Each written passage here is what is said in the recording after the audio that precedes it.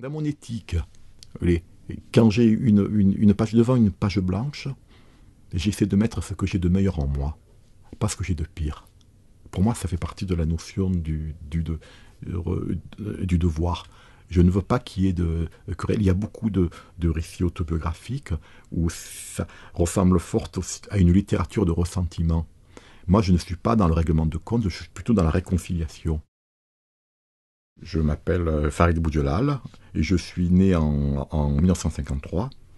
Malgré mon nom qui n'est pas sur le calendrier des PTT, je suis toulonnais.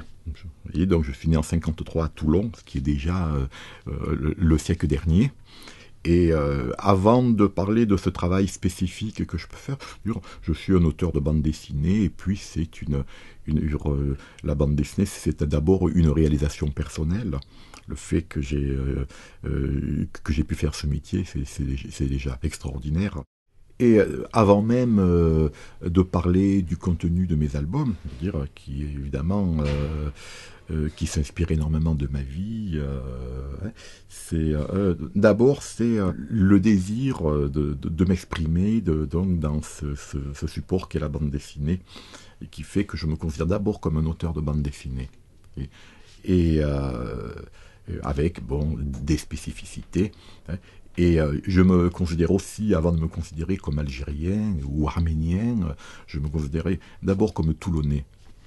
Toulonnais parce que c'est la seule ville où, quand j'y suis, malgré ses évolutions, on me bandait les yeux et me mettre à n'importe quel endroit de la ville, je saurais parfaitement où je suis. Il y a quelque chose dans la ville où vous êtes né, quelque chose qui vous appartient, quelque chose, et vous lui appartenez en même temps. Et c'est surtout ça. Et puis cette histoire de la bande dessinée, donc avec des rêves qui ont été réalisés à travers puis un rêve qui s'est poursuivi parce que mon petit frère Mourad a été aussi à participer à ce rêve. Voyez, comme j'ai 7 ans de plus, quand il avait 10 ans, j'en avais 17.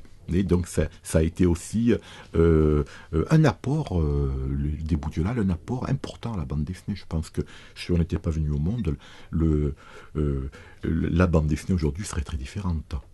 Peut-être mieux, hein. Elle serait peut-être mieux, mais elle serait très différente.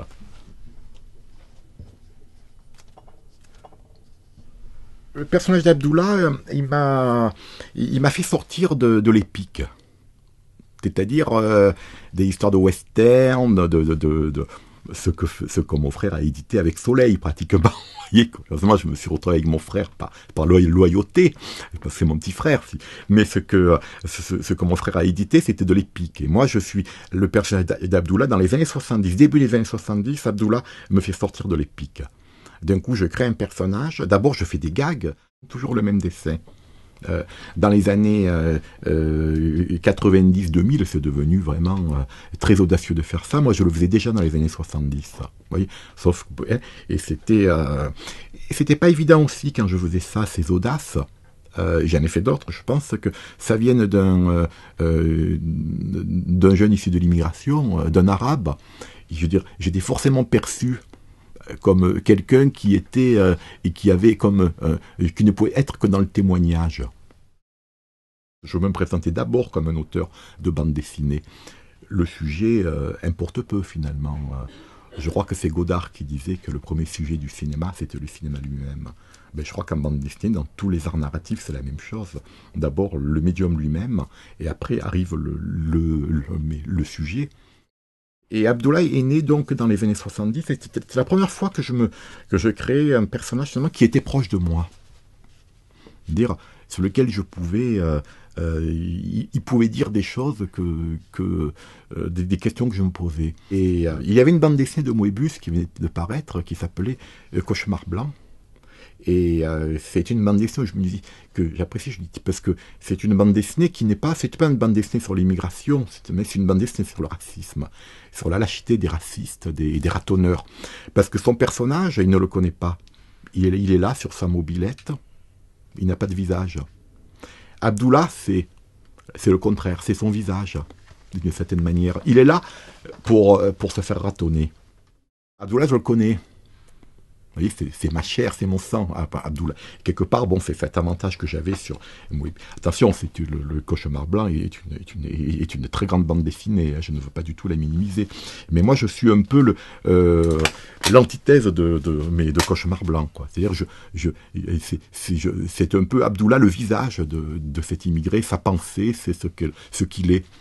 Que j'ai fait à plus avec la première histoire, les soirées d'Abdoulaye, où là, je ne suis plus dans le gag, l'expression qui est essentiellement dans le gag l'expression du racisme, son expérience du racisme. Je dis, je vais lui donner une vie maintenant avec d'autres préoccupations. J'ai attaqué des bouquins extrêmement difficiles comme Le Gourbi, Ramadan, la série des petits polios, et puis de temps en temps j'avais un petit truc plus simple comme Juif arabe, où je me disais ou Le Bourgeois. Le Bourgeois, j'ai été étonné parce qu'il n'a pas eu de succès, alors qu'il y a le mot a été repris par la suite, mais il n'a pas eu de succès parce que c'était étonnant de voir Le Bourgeois. Et je me souviens à une radio, on m'avait demandé sur Le Bourgeois, on m'avait demandé toujours cet humour, m'a dit, mais est-ce que Le Bourgeois, ça serait pas du travail arabe? J'avais répondu à mon interlocuteur, non, qualité française. Mais ce qui était histoire de... Et le personnage du Bourgeois m'a été vraiment très, très reproché. Aujourd'hui, quand les jeunes qui tombent dessus, ils se marrent, parce qu'ils sont vraiment, pour eux, c'était d'un culot. Et c'est vrai que le Slimani, quand je fais le Slimani, il y a un moment où je reste des années sans faire un album, et puis à une époque, quand je faisais les dédicaces, surtout je dédicaçais les albums, chaque fois que je les dessinais, j'avais l'impression qu'ils me disaient « Alors, c'est quand que tu t'occupes un peu de nous ?» Quand j'ai créé notamment le Gourbi, je crée le personnage de Mahmoud, qui va être le petit polio, Mahmoud.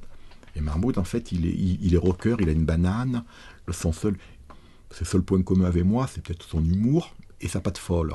Le fait qu'il a la polomite et qu'il a un appareil orthopédique que j'avais avant.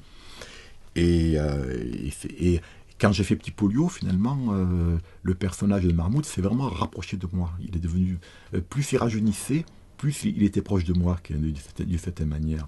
La Petit Polio, j'aurais presque pu l'appeler Farid. Mais je suis resté en disant c'est Mahmoud. C'est ce personnage que j'ai créé dans le Gourbi. Qui était et qu'on va retrouver dans Jambon Beurre, où là il a perdu sa banane.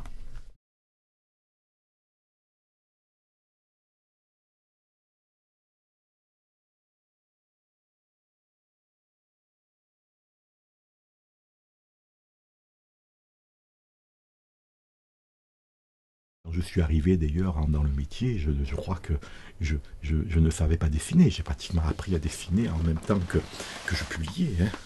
Quand j'ai fait Loud, j'avais beaucoup de mal. J'achetais des romans photos, par exemple. À l'époque, il y avait beaucoup de romans photos. Je cherchais des images qui se rapprochaient. Et j'ai commencé à pouvoir me passer de cette documentation et avec le Gourbi. C'est Giraud qui disait qu'il y avait deux sortes de dessinateurs. Et je crois qu'il a raison. Les stylistes et les jeteurs. Au départ, Loud, mes premiers albums, comme j'étais styliste. C'est-à-dire que je dessinais au rapido, je créais le trait, je remplissais. Au deuxième album, j'ai commencé à essayer de prendre un pinceau, essayer une plume. Vraiment, j'étais curieux. Et après, le Ramadan, il a été fait entièrement à la plume. Et après, quand je suis arrivé Petit Polio, d'un coup, je me suis dit, j'avais cette idée de Petit Polio, je vais me dire, je vais faire quelque chose Je ne cherchais plus à montrer que je savais dessiner. Je vais essayer de faire quelque chose comme les dessins que je faisais gamin dans les cahiers de récitation. Je voulais un dessin un peu fragile. Donc d'un coup, je me suis mis à jeter avec des aquarelles. C'est vrai que comme on dessine avec son corps aussi. Donc le dessin, la bande dessinée, généralement, c'est toujours intime de toute manière, parce qu'on dessine avec son corps. Hier, j'ai une amie qui me disait, parfois dans les personnages, on avait l'impression qu'ils étaient tous un peu déhanchés. Parce que je dessine avec mon corps de toute manière. Moi, je suis déhanché en diable. Donc, je dessine avec mes personnages. J'ai du mal à aller. Il me faut parfois faire beaucoup d'efforts pour les dessiner normalement. Ça m'a toujours aidé d'avoir une certaine distance vis-à-vis des choses. Je crois que ça a commencé, je le dois à mon handicap, j'ai commencé par une distance avec ma propre communauté de l'immigration. Parce que je le disais tout à l'heure, j'étais perçu par tous, par la population d'accueil, comme par ma communauté, comme un handicapé. Vous voyez. Donc je me dis, tiens, me concernant, il y a au moins une espèce d'unanimité. C'est déjà une bonne chose. Hein. Et c'était, mais pour voir absolument, par exemple, tous les détours qu'on peut prendre pour exister, pour s'affirmer, pour être présent, quoi. Vous voyez, moi, je fais partie des gens qui s'en sont plutôt bien sortis. Mais c'est même un privilège. Je me considère comme un privilégié, oui, bien sûr. Mais je pense à tous les dégâts qu'il y a pu y avoir. Quoi. Je ne pense pas du tout être un modèle. D'ailleurs, parce que je refuse même d'être un modèle, parce que le modèle ne peut être qu'un cache-misère. Vous voyez, ce n'est pas faire honneur à ceux qui s'en sont pas sortis de me prendre pour modèle.